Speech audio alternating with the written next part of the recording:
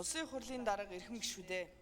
Улсын хурлын гишүүн Б. Бат Эрдэнэ нарын 10 гишүүн 2025 оны 6 дугаар сарын 19-ний өдөр улсын хурлд өргөн мэдүүлсэн Монгол Улсын их хурлын тухай хуульд нэмэлт өөрчлөлт оруулах тухай хуулийн төслийг үзэл баримтлалын хүрээнд хэлц хэсгийг төрийн байгуулалтын байнгын ороо 2025 оны 6 дугаар сарын 24-ний өдрийн хуралдаанаараа хэлэлцлээ.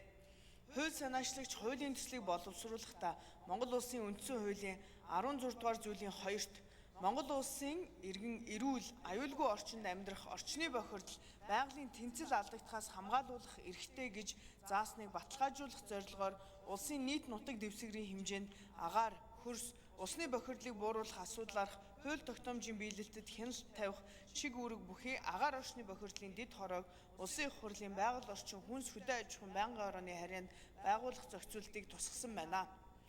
Байнгын орооны хуралдаанаар хуулийн төслийг хэлцэх үед улсын их хурлын гишүүдээс асуулт санал гараагүй болно.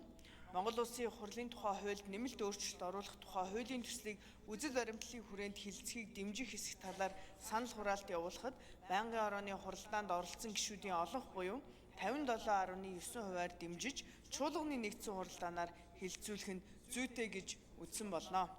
Улсын их хурлын эрхэм гишүүдээ. Монгол Улсын их хурлын тухай хуульд нэмэлт өөрчлөлт оруулах тухай хуулийн төслийг хэлцэх хэсэг талаарх төрийн байгуулалтын байнгын орооны санал дүгнэлтийг хэлэлцэн шийдвэрлэж өгөхийг хүсье.